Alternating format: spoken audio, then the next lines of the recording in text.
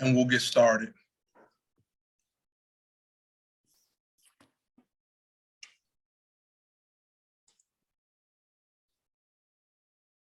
I want to thank everyone for joining us today, and Happy New Year. Welcome to 2022. I'm looking forward to bigger and better things in the new year. We want to quickly go ahead and get started with the agenda. We do have a pretty full agenda today with a presentation that I think is going to be very useful and enjoyable to the group. So we'll go ahead and get started with the year in review. Thank you. Good morning. And again, Happy New Year to everyone. I hope that everyone is remaining safe and healthy. Let me first apologize to Calvin and Aubrey. And I'm going to apologize to you because I'm leading this morning with a heavy heart. And my heart is heavy because when I think about the work that we're doing, I'm challenged by what I've recently seen in the media as it relates to, I think last week or so, we had the young man who rushed into a filling gas station in an open setting, murdered another young man. I think he was 14 or 15 years of age. My heart is heavy there because that's what we're really talking about. How do we help these young Black boys in the city of Detroit?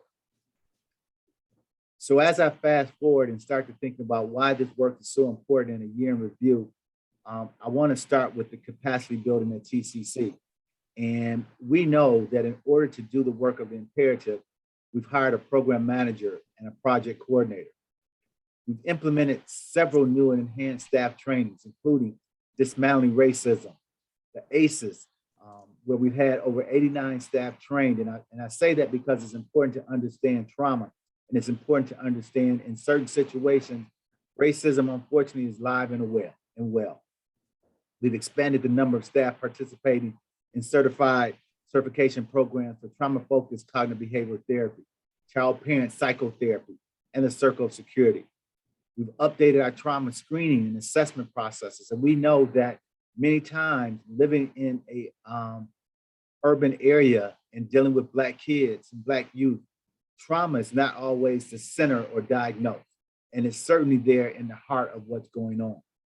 We've identified staff to be internal EPB practice leads, ACEs community trainers, and trauma care team members. Every time we have an incident occurs with violence and grief and loss, we're sending staff out into the community to support the community. We begin building a process for our trauma care team to be able to provide trauma debriefings to internal staff and community. Recently, there was an incident in Chicago, Illinois, where a CPS worker was violently killed. That issue impacted child welfare staff, and we activated our staff in order to move forward. So we're doing a lot in review. The next slide, please. We continued with staff and leadership. As I mentioned before, we hired a program manager and a project coordinator. We seated a 17-member cross-system advisory council because we recognize the importance of the imperative. We created subcommittees to commence CTC work, completed environmental scans, because a lot of times if you don't know what the problem is, how can you come to a solution? So we looked at that environmental scan. We recommended facilitating focus groups, identified research and data collection points to guide the work of the imperative. It's important to have accurate and sound research and data. We began to look at strategic planning process. We recognized and created a cross-representative strategic planning subcommittee and identified a big, hairy, audacious goal. I'm gonna pause on that big, hairy, audacious goal because one thing when we talk about here at the Children's Center about a big, hairy, audacious goal, it is a lofty goal. It is a goal that you wouldn't just think of that you can get done in a short period of time. And where we landed was to make Detroit the best place in the US to raise a Black boy. That is a heavy, big, audacious goal. The next slide, please. We began to look at community engagement. We created a media kit because it's important to make sure that we're getting the word out about what we're doing and the importance of this topic. We presented to various organizations and potential partners. We provided resources and training opportunities for change champions. We cannot do this work by ourselves, and we need to involve the community and identify lots of change champions. We launched billboard campaigns. We conducted focus groups. We implemented monthly community information sessions. We coordinated and participated in events to raise awareness and expand the conversation. We looked at demystifying suicide, faces of trauma, podcasts, and forums. We've done a lot in terms of our community. I want to pause there. This is just a brief highlight and review of all the work we've done in the past year. And as you can see, we have been busy. Next slide, please. Before I hand this over to Calvin, I will want to say that thanks to the Advisory Council and to the stakeholders group, we've been able to really reflect and look back. And a lot of times when you're in the middle of the work, you don't see what the things that you've accomplished. And that's why it's important to understand the things that we've done last year and the things that we'll continue to do to move this forward.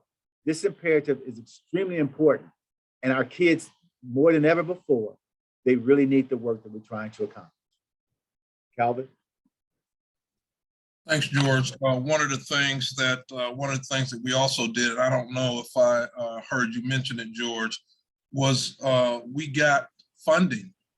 We received funding for the imperative because we know that it takes dollars to do this work. And we receive funding from the Balmer Group, from the Pulte Foundation, from the state of Michigan, from the Flynn Foundation. I'm probably leaving some folks out, but we did identify and receive a great deal of funding for this work around training, capacity building, marketing. It takes dollars to move the work, and our philanthropy team has done a very great job in identifying some funding sources and ascertaining that funding for the imperative. George, I saw you about to jump in. Thank you for sharing that. We also received dollars from Matilda Wilson, also the Pulte, the Hearst Foundation, and the Upswing Foundation as well. So there's been a number of grants and community investor really giving their dollars back to help us build this imperative out. And that is important to note. We'll take those dollars and continue to build its capacity and do the work that we have started to do. And I think we said this at the beginning over a year ago.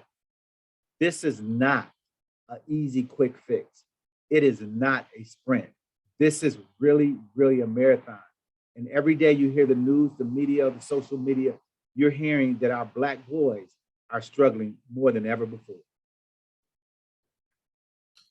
And so looking forward to 2022, we'll continue to identify funding opportunities because, as I indicated, it takes dollars to do this work. We will continue to construct the strategic plan. You know, we have gained some learnings from this work the first year, and we decided to invest additional time in the strategic plan. And in the year 2022, we're going to continue to build out that plan and make sure that we have a plan that is really the platform and foundation of the work that we're going to do. A plan that is flexible, adaptive, to be efficient and effective in this systems change work. We're going to continue to provide community engagement and capacity building opportunities for our change champions. We want to make sure that the folks who are involved in this work are well versed on trauma, the impact of implicit bias and systemic racism. And so we want to continue to provide those learning and capacity building opportunities for you, our change champions. We're working on developing a marketing campaign to increase community awareness and knowledge about the need of the work of Crisis to Connection. Listen, we've all heard the statistics. We all continue to hear the tragic stories around young people and some of the things that are going on, but we need to find a way to really tell a compelling story not only about the impact of this imperative on Black boys in the city of Detroit, but on the entire community, because we know that this work, Black boys are the focus of the work, but this is work that uplifts the entire community, helps out Black girls, brown boys, brown girls, and really improves the economic stability in the region and in the community. And it takes a lot of weight off of these systems that are really stressed. And so we're really looking at how to best capture and tell that story around the imperative. We want to identify and formalize key partners and relationships. As George alluded to earlier, this is work that cannot be done in a vacuum. When you're looking at systems change, you're really looking at an ecosystem. A system does not exist by itself. It is connected to other systems, and we really need partners at the table in this work. And then finally, we want to explore training and educational opportunities for the community, because ultimately we want to take this work to scale and let the community know what we're doing in terms of the trauma, the implicit bias, and the systemic racism, and really provide those community learning opportunities so that the entire community can support the work and not just people working in that space. You know, Kelvin, as you made that last statement, something came to mind as we were looking at all of the work and all of the exciting things that we have done and where we're going. But what comes to my mind right now is the importance of the education and awareness, but also a call to action. And I think many of us have heard and really dealt with these issues for decades. And so it's not always just about telling the story, but it's about telling the story, and it's about developing an action and really putting that action into work. We need to really begin, as we've said before in many meetings, we need to stop so much talking about the work and be about the work. And so now is the opportunity for us to be about the work. Thanks, George. I agree completely. And I'm so excited that strategic planning subcommittee is meeting regularly to put together the plan, that action plan that George talked about, that is going to move this work forward. We do know, you can move to the next slide, please. We do know that, don't want to overlook that. George and Aubrey will be actually presenting at the 2022 Community Mental Health Annual Conference. And so we're taking every opportunity to get the work of the imperative out there in the community and make sure that other people, organizations know about the work of the imperative. And so this work really requires us to build a foundation that is adaptive to learning, frenetic change, and new information. And that's what the strategic planning subcommittee is charged with. You know, and as that subcommittee continues to build a roadmap to address assessing and reimagining systems impacting the outcomes for Black boys, and as we as a group continue to embark on this complex adaptive systems change journey, I thought that now would be an excellent time of the year to start thinking about our thinking, metacognition. How do we create and continuously refine a plan that ensures we are flexible and adaptive enough to work effectively and efficiently? And more importantly, how do we embrace thinking that will allow us to remain focused on our North Star, or as George indicated early, our BHAG, our big, hairy, audacious goal? We want to create an operating structure that is efficient, effective, and adaptive. And so here to talk to us about this idea today is Patricia Bowie. Just a little background information on Patricia. She's the managing director of the Learning and Design Population Change Institute. Patricia serves as project lead for the Institute's National Place-Based Initiatives Learning Network, supported by the Doris Duke Charitable Foundation. This community of learners is dedicated to improving child and family health and well-being. This includes a partnership with the Children's Bureau of Southern California's Magnolia Community Initiative in Los Angeles. Pat is also a senior fellow with the UCLA Center for Healthier Children, Families, and Communities, providing consultation on early childhood systems building to cities and communities participating in TEX, which is Transforming Early Childhood Community Systems. Most recently, her work includes supporting the design of a national early development index learning exchange, providing direct support to place-based initiatives throughout the US, working with the Riverside County, California First Five on a design of countywide family resource center networks, and providing coaching to technical assistance teams working to support place-based groups committed to large-scale systems change. I want to give us a warm virtual welcome to Pat Boyd. Welcome, Pat. Thank you so much for joining us.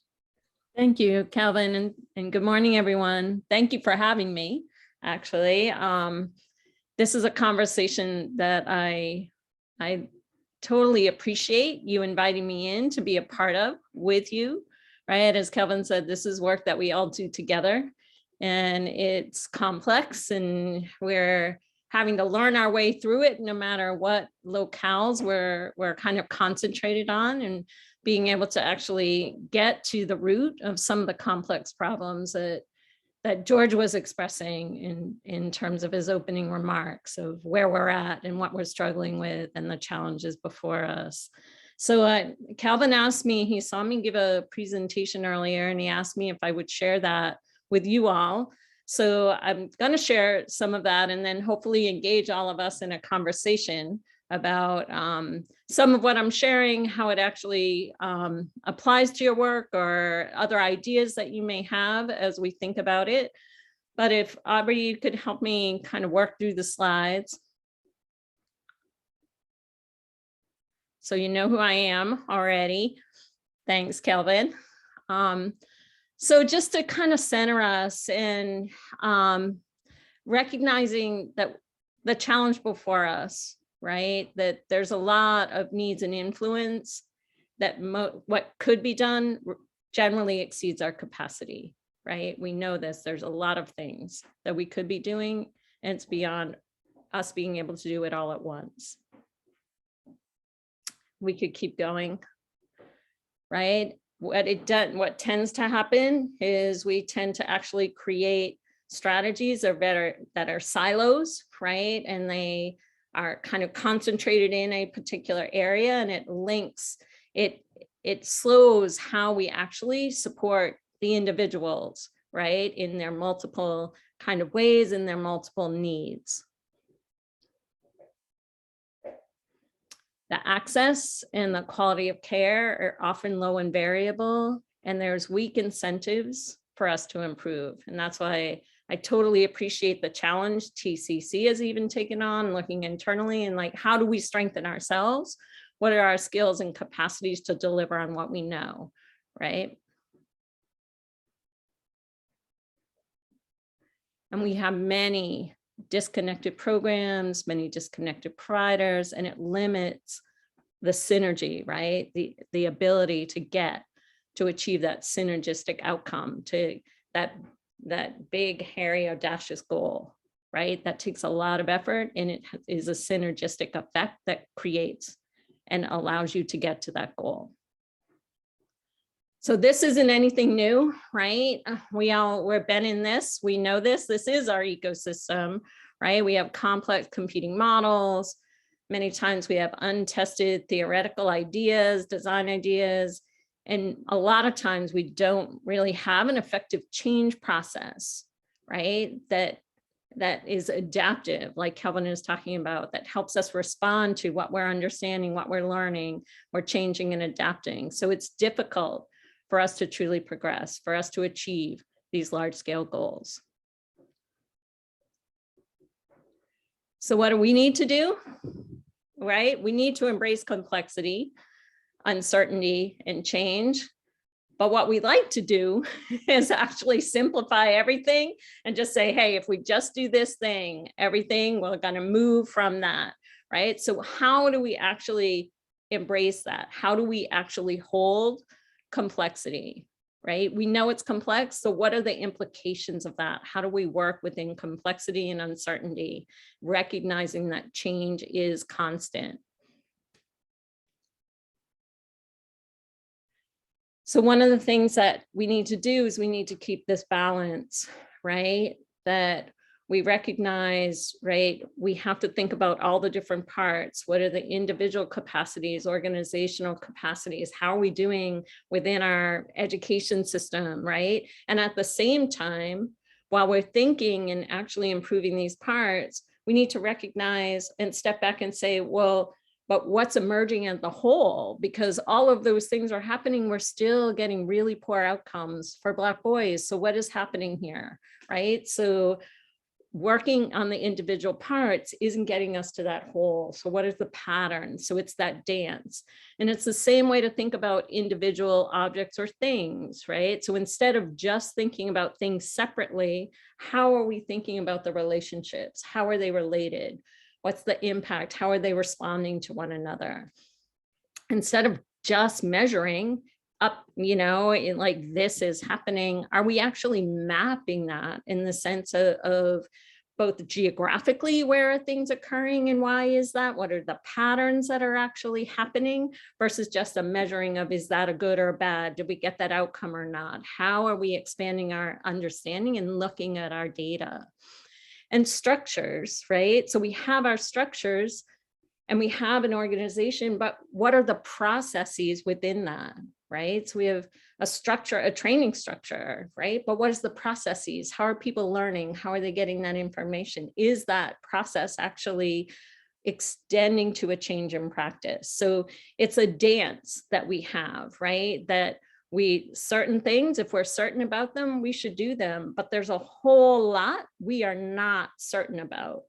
So we have to rely on our approximate knowledge. This is the best that we know at this moment, and we have to continuously test that out and challenge ourselves. I'm not saying it's a either or, this is a both and it's a dance that we do. And so when Calvin's talking about, well, what is our operating system? It's how do we do both of those things?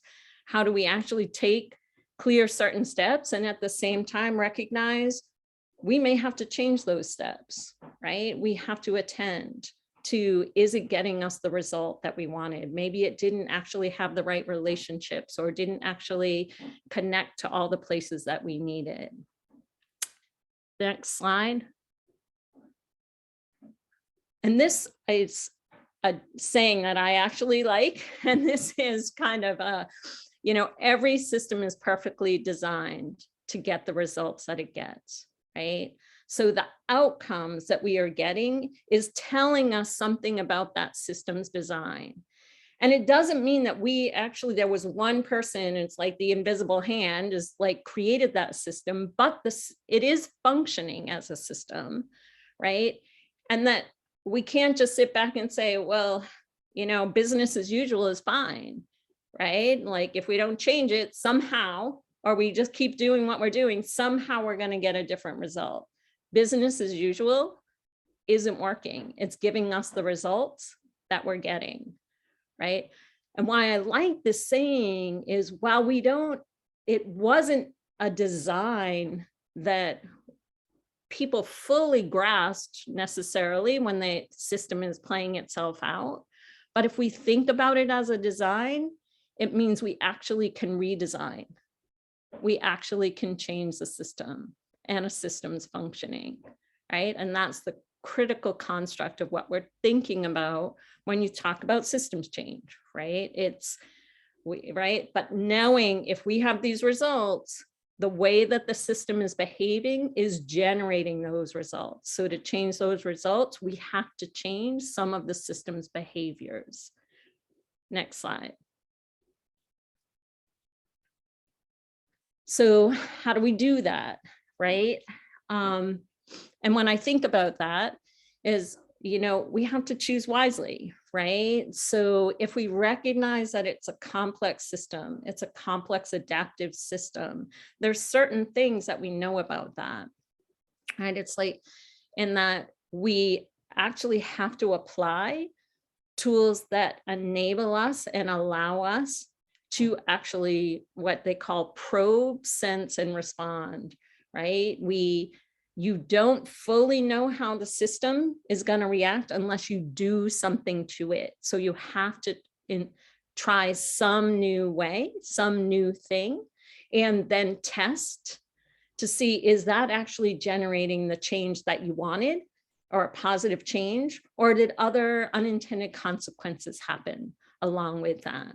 So that is, when we talk about systems, there are different ways and different tools that we use, right? We're used to a set of tools in management or in program design that are more designed when we're actually certain, right? If we have an evidence-based practice, if we actually apply it in the way it's intended and do it in the ways that it's intended, we know it's going to generate that outcome, right?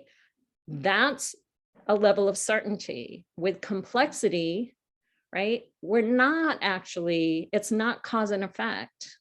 We have to say, okay, we think if we do this, it will actually generate this. And how I'll know that is if I get these types of results, but have I set myself up to enable that kind of sense making, to get that feedback loop, right? To see if I'm generating the results that I want, right? And, that old sayings like,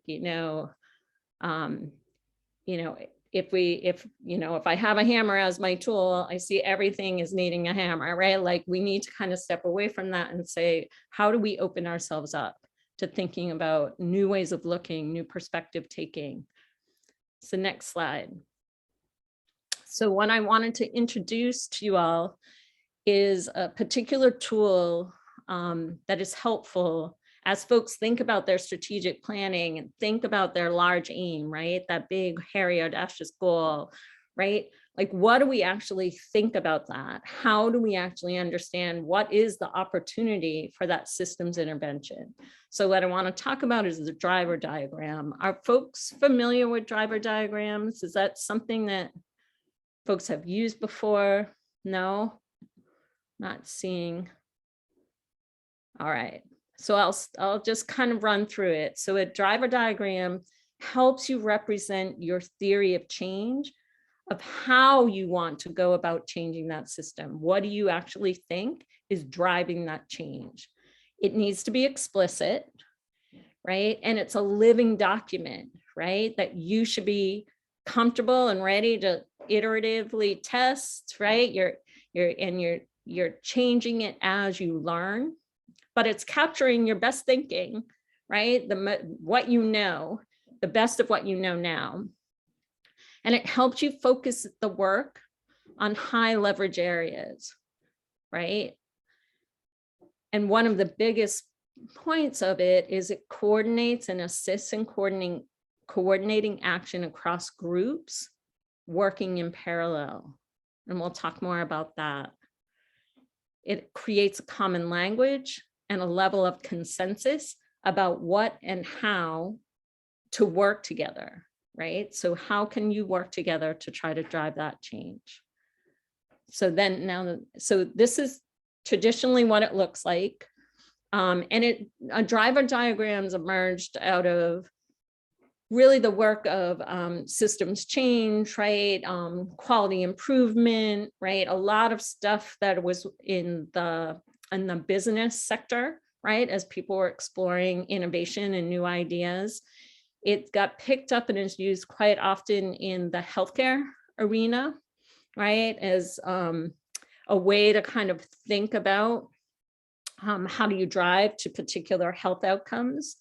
And it's also been adopted and adapted for the educational sector quite often. So it's taken a little bit longer to emerge into the social services arena, right? But it's not like a brand new tool. It's one of the key tools around thinking about large scale systems change. It's a way to organize and help organize a diverse group of people from different disciplines, right? Trying to work together to achieve that common aim, right? So that aim is the outcomes or gaps you want to close, right? And then the primary drivers. So if we have this aim, what are that like 3 to 5 high leverage,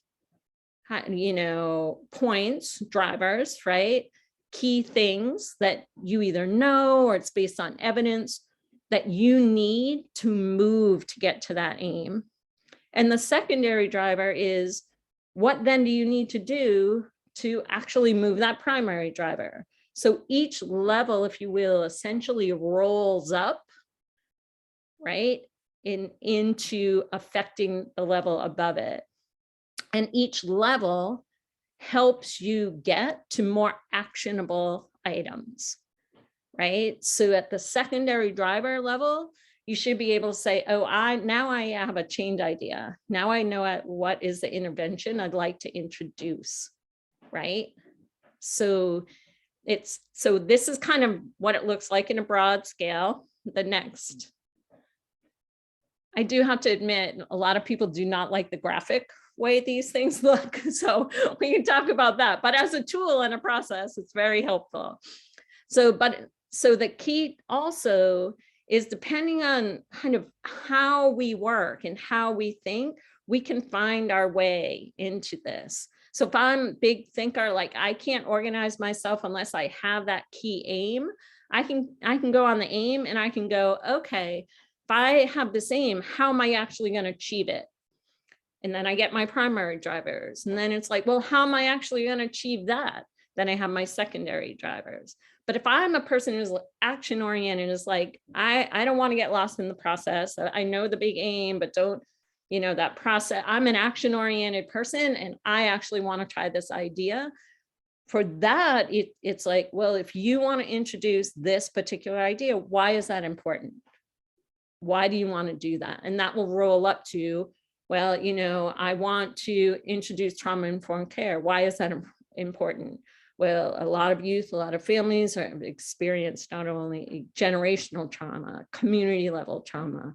Well, why is that such a cause? Well, that affects, right? Their mental health, their physical health, their ability to actually achieve what they want to achieve for themselves. Well, why is that so important? So it builds up and it builds you both folks. So you should be able to connect your story, whether it's from the change idea or whether it's from the goal. And a lot of times, this is what we have, all these change ideas that are really at the actionable scale. And we lose the connection of why are we doing these change ideas? How do we actually think those ideas are going to get us to that aim? It helps build that narrative, right? And that we were talking about. And we learn through narrative. So that narrative of why are we doing what we're doing? What do we hope to get out of that? Are we actually achieving the results that we hope to get? And is it actually moving us to our outcome? Is a really important narrative in large scale change. Right? And I just got a quick question. Sure. And clarifying, I see some, I don't want to say puzzled look, but intrigued looks on the face of some people. In terms of the aim that we're looking at the big, hairy, audacious goal as being our aim. That's our North Star. That's what we're focused on. And then with respect to primary drivers, those are things that will get us towards that aim. And I just want to put it, lay it down in a example specific to what we're doing here to maybe clarify it for some folks.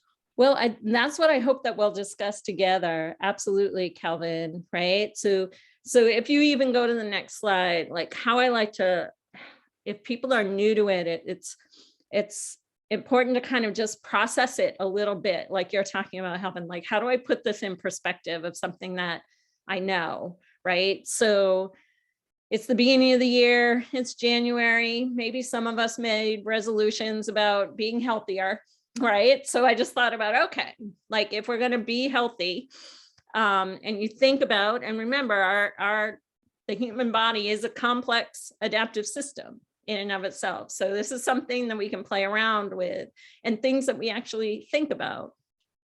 So if we would just even play around in the chat, if your goal is I'm going to be healthy or be healthier, right? So think about that aim for you. In 2022, I'm going to improve my health. So thinking about that, just play around, like what would be some primary drivers that you could think about, that you need to think about to be healthier, right? To achieve that, thriving, health. Yeah, diet. Nice. Thanks, Raymond. Other drivers, exercise, right? Exercise. We are on that January. All right. All right. Exercise, mental health. Absolutely. Right. Therapy, regular doctors, right? Maintain a reasonable body weight, right? Nice. Nice. Nice. All right.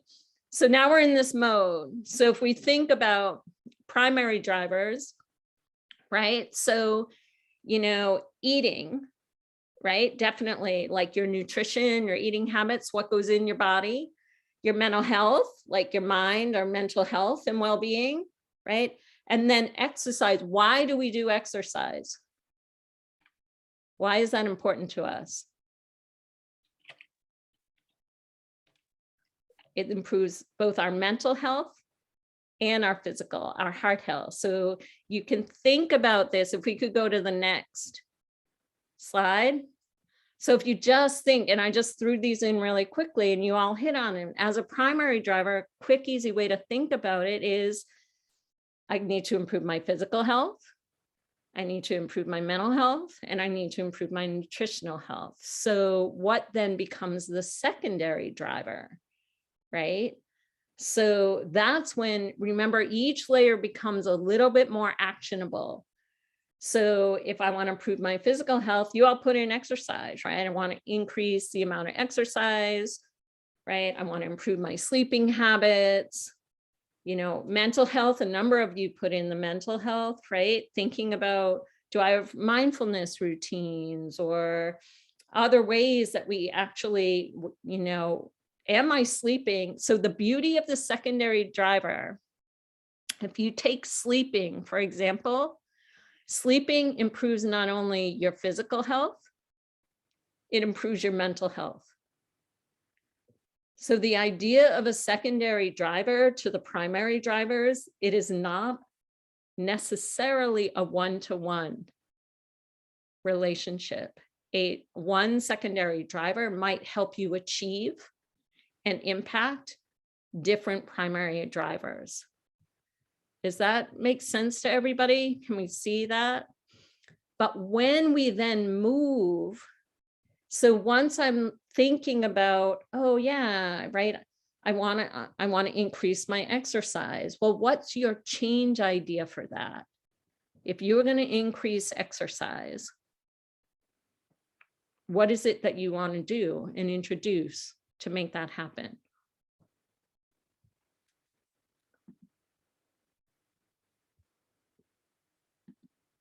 Join a gym, right? That's a change idea, right? It's a very actionable daily walking, right? Daily 30-minute walking. These are change ideas.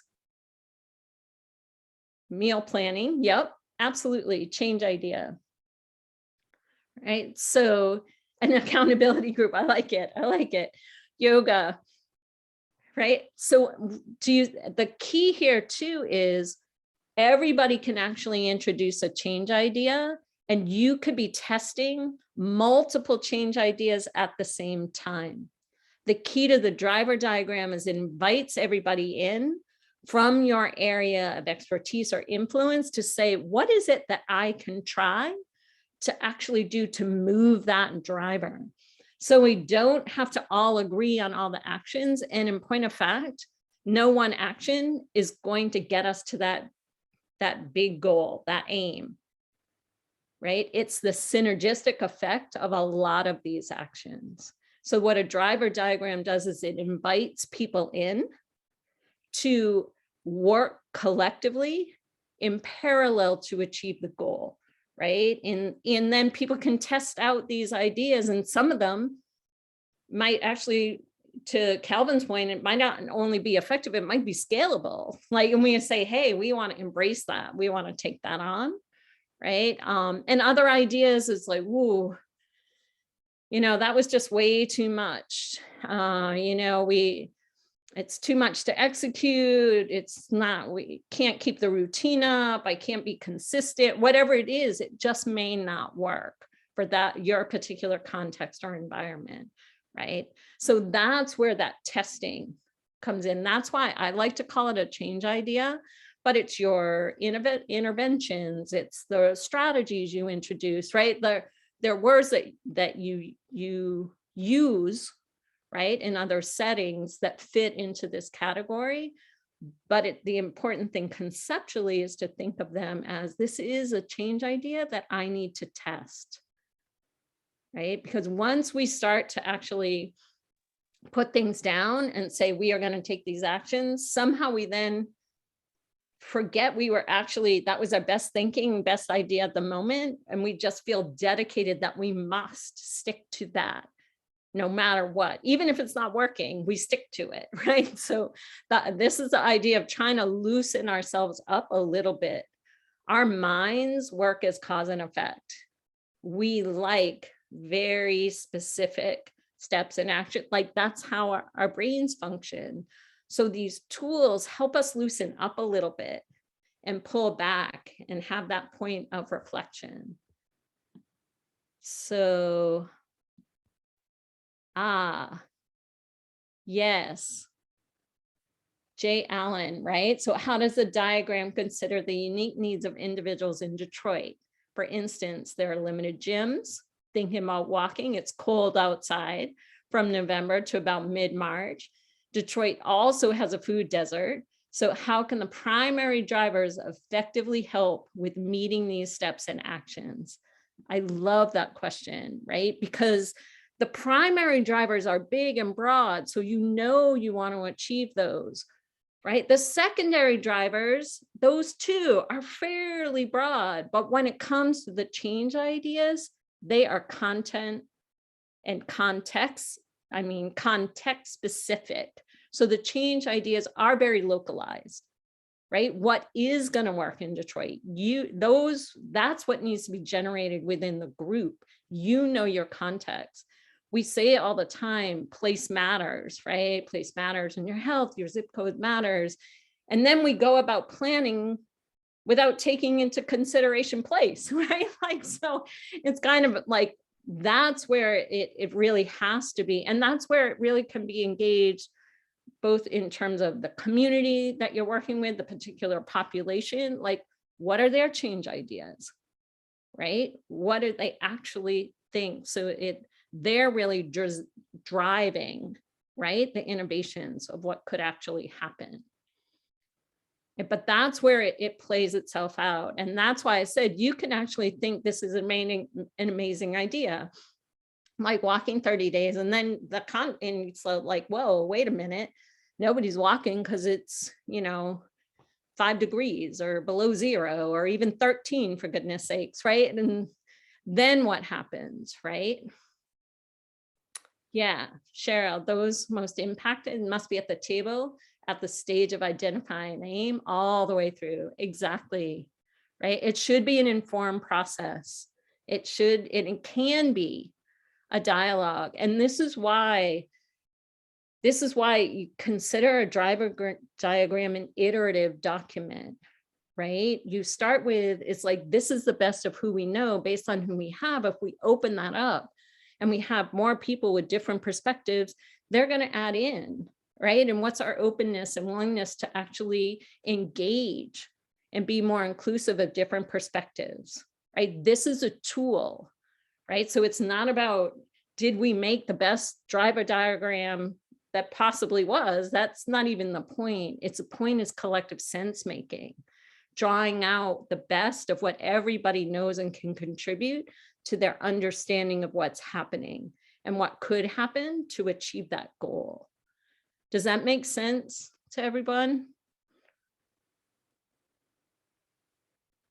Yeah.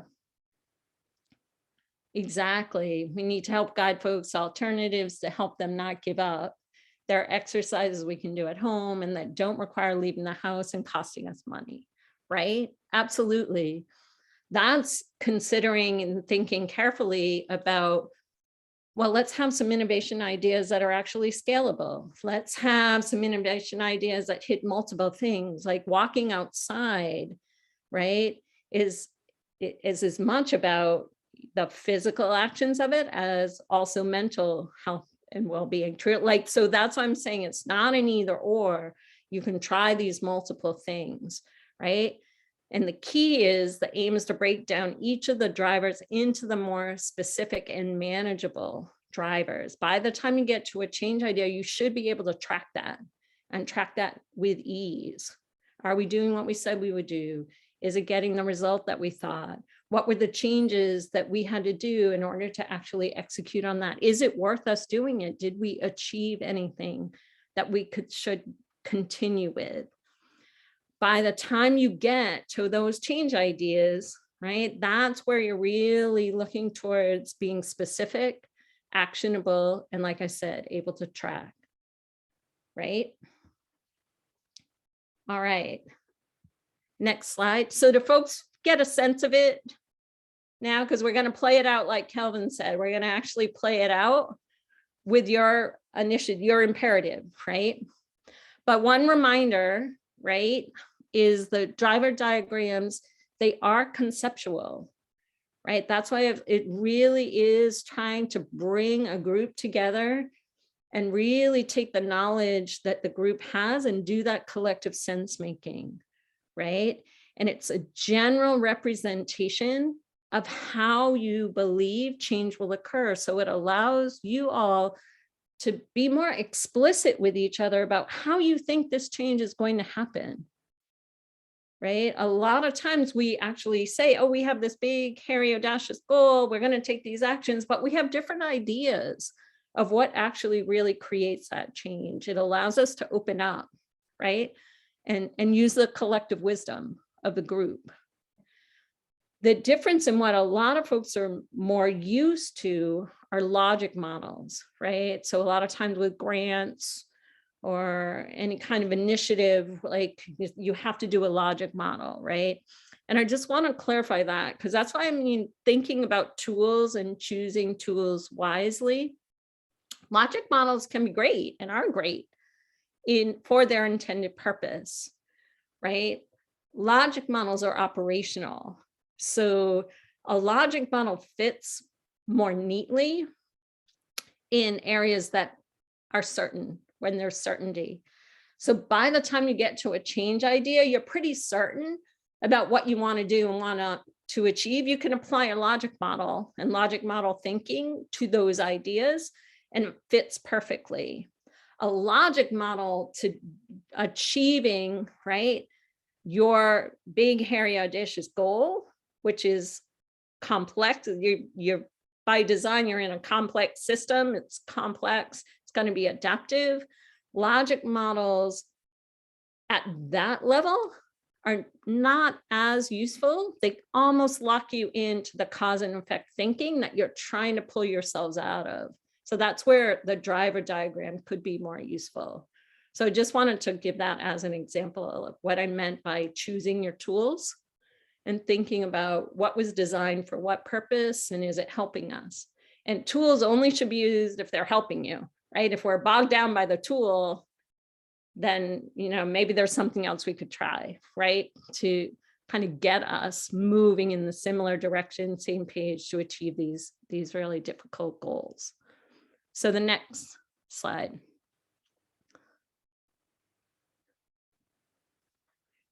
So this is the key. This is one of the biggest things. This is where I feel like logic models sometimes leave us with a whole lot of like, oh, how did that happen, right? And that's where the driver diagram at least helps us put out our best ideas that we're testing, right? We're trying to get beyond just magical thinking. Trying to say, if we do these things and get this result, is it actually giving us anything towards our goals, right? Are the change ideas helping us achieve or move these secondary drivers? If they're not, then we need some new change ideas. Right? If we right? And if those secondary drivers, we start to achieve them and they're not moving the primary drivers, what's going on there? Right? Yes. What about Venn diagrams when trying to find areas of common thinking and potential solutions? Absolutely, Christopher. Right? What you're wanting, especially in complex systems, you want to see connections, overlap. Right? You're wanting to actually see, right? If we tend to say, oh, we want to, everything is so different, so specialized, right? But what we want to be actually seeing is, nowhere, we want to see points of connection. Are we okay with the slide deck? Yeah, I'm not sure. I think somebody's trying to draw something. Is somebody trying to draw an image, or is that on accident? That could be a hack, right? So be careful on that one. Do we want to go to the next slide? See, or maybe we should get off the slides. It's still there. Why don't we go to the small group? Why don't we get off the slides then? Okay. Have you all ever had that happen before? In a Zoom, someone come in and draw on your. No, this is Cheryl. That might be me. I'm on the phone and I'm trying to get that. I didn't see slides, so I'm moving around to see what happened to my slides, but didn't have them up. Cheryl, is that you? Because I can barely hear you, but it sounds like you're saying something, and the slide did actually have your name. The image that was being drawn actually had your name on it. I was not, no, I was muted, so that was not my voice. I'm not sure. Excuse me, Cheryl. Cheryl Wares. Oh, yeah, sorry. Right. Okay. Yeah, not you, me. Cheryl Weir. Yeah, I didn't see slides, so I was moving around on my phone to see what happened to the slides if it was me. And wound up in a space where I have no idea. I've never been there before, so forgive me for that. No, I'm not even convinced it was you, Cheryl.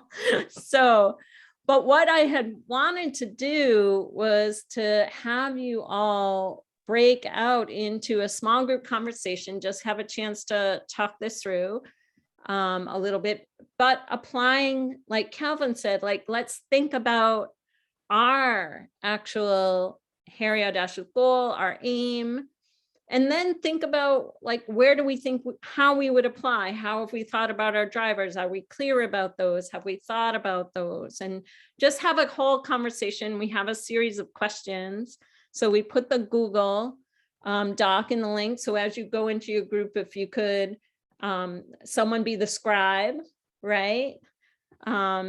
And we just kind of capture your thinking. But before we actually go in, I want to definitely open up to see if there's any questions or points of clarification.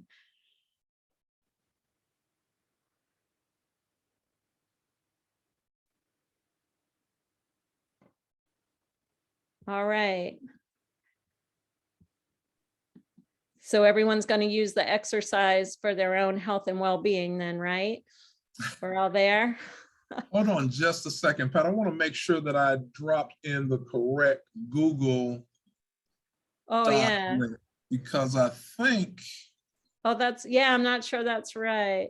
It's Hang the on. I think I might have dropped in the It is the presentation. Here, I got it. I've got it. Oops. Maybe I don't have it. I was trying to take that earlier. Oh.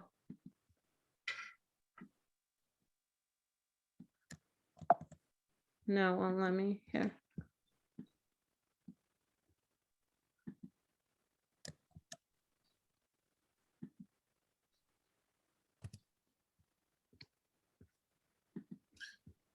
All right.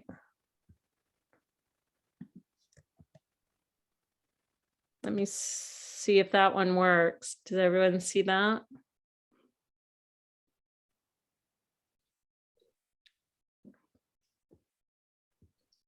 Can folks access that document?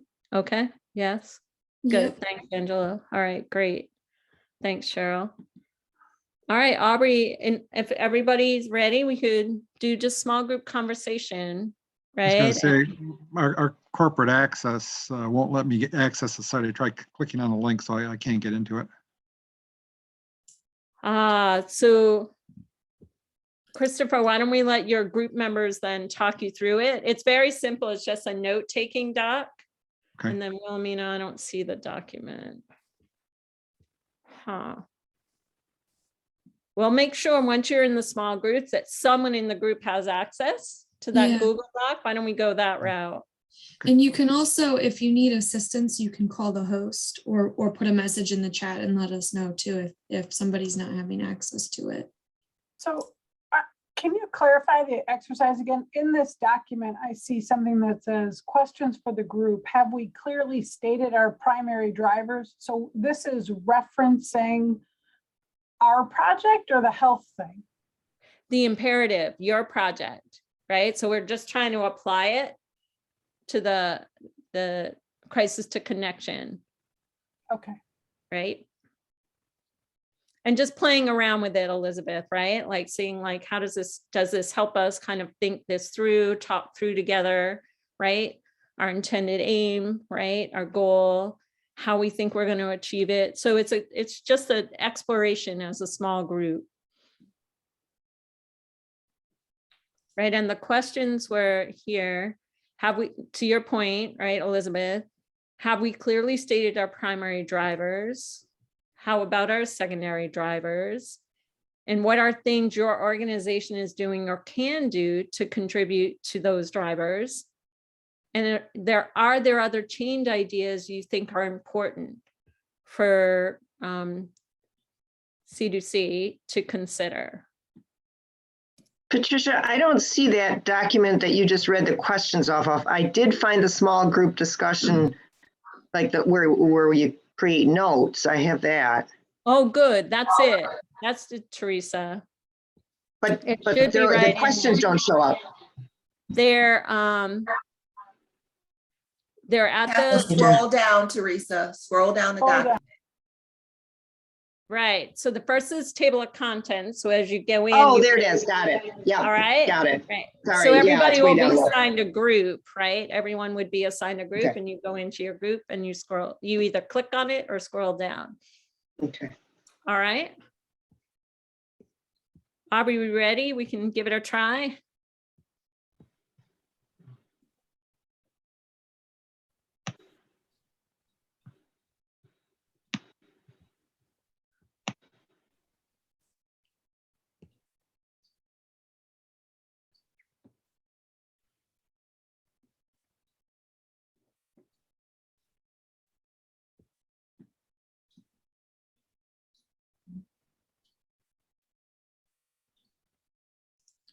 So because I'm going to pause the recording just while we're here so we don't have to. Everyone.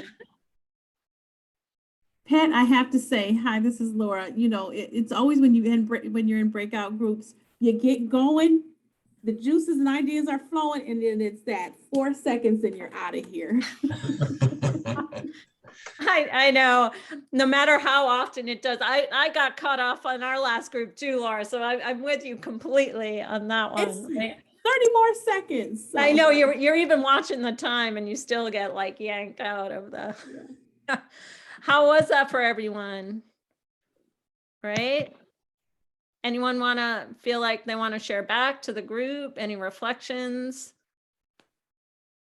Not enough time. All right. We're spending more time on? Oh, yeah. Yeah. I think Calvin and I and Aubrey were having a little bit of that conversation, right, as well, thinking about kind of next steps and thinking, you know, this is really the exposure. It takes a moment to kind of conceptualize, right? And in the group that I joined too, Andrea, it was Elizabeth, Mary, right? Right. Because you too, you were all over. You were like, oh, where and how are we applying? Did you want to comment, Elizabeth, even on that? Yeah, I think Mary brought up really a good point of the idea that we need to really think about what level we're starting at this, and are we a convener of all? Because if I went through and listened into each of your groups, I bet things like law enforcement, education, social services, child welfare, we have all of these sub areas that we know need to change. So we need a theory of change in all of those. We need an overarching theory of change on how those match up. But Mary really brought us to the better point, which is, what is the aim of the initiative? Are we making change or convening the people that need to make the change? It's a little of both, but we can't do the work for law enforcement. So we can only be a convener there. We can lay out what we think might be some things we'd like to see happen and then help them make that happen. So it's a very layered discussion. It's a good discussion to start, but it's going to get deep, and it's not going to be a nice, simple, it's not going to look like our example of get healthy. But we're going to try, right? In that, but to your point, and I like that a lot, Elizabeth, right? Because there's, if and I'm going to put the word on you all, whether you claim this word or not, say you're the leadership group, right? So as a leadership to this imperative, right? What are the leadership drivers, right? To your point, Elizabeth, where alignment, convening and creating the spaces, right? Introducing the knowledge, right? Like there's key things that you actually are doing. And the kind of individual, when I remember I did the parts to the whole. So if you take the parts, it's like, well, what are the practices and what changes in behaviors, right? Would you want to see and have happen, whether that be child welfare, law enforcement, right? So are you setting the conditions, and are you actually supporting people to make the change within their kind of subsystem? Right. So it is kind of a both. So what practices are you looking for the individuals? And then what then becomes your role, right? In how you actually support that. And you named a number of them: alignment, right? You got to need measurement to reflect back to folks, like, and are there common practices? You have your ACEs, trauma informed, like you have those. And Calvin, I don't know if I should give it to you now. You've got like 2 minutes to kind of like think about next steps, because you're opening up the idea of like how does this help us think about that in our role and understanding our own impact? Yeah, this is I think a terrific tool to get us thinking conceptually and to embrace a model that puts us in a position to be adaptive, to take learning into consideration, to take frenetic change into consideration, and to apply this to the strategic plan. Not only the strategic plan and that foundation that we're building for that, but thinking about the way we think about these ideas is important. And so the next step would be to take this back to that strategic planning space to make sure that we're focused on what our aim is. And this also gives us an idea of what we as an operations team have done well and what we need to do better at. Because does everyone know what the aim is? Does everyone understand the primary drivers? Does everyone understand what the secondary drivers are and how the change idea will impact those? And so this document that we started to toy around with today, I shouldn't say toy around with, started to explore today, is going to give us some information based on that, and some useful information to look at and take back to that strategic planning subcommittee, and to be able to use that conceptual framework in this work. As Pat said, the diagram is more akin to the conceptual work and things that are not certain, whereas the logic model is more operational. We know these things are certain, And this is a nice linear path that we can get to when we get to this point. Right now, we're at the conceptual point. So I think this is a very valuable tool to use at this point. We look forward to taking this model and this thinking into the strategic planning meeting space. We want to make sure that we're using it in the work as a whole. And so we want to thank you, Pat, for introducing us to this concept and getting us more comfortable with being more flexible and adaptive as a group. I will be very respectful of everyone's time. I have the hour being at 11:28. I want to open it up to the floor for any quick questions or comments, and then we'll wrap. I just want to say, out of all of this, I really appreciate Mr. Wynn and Mr. Brown's passion and dedication to this work. It sounds like an imperative instead of a project or something. It feels like an imperative, and we need nothing less than an imperative right now. So I just really appreciate you two's leadership on this. Thank you so much, William. I really appreciate that as well. Thank you. And with that, at 11:30, we will wrap, and we'll see you at our next meeting in April. Thanks, everyone. Have a great day. Stay safe. Thank you, everyone. Thanks, everyone.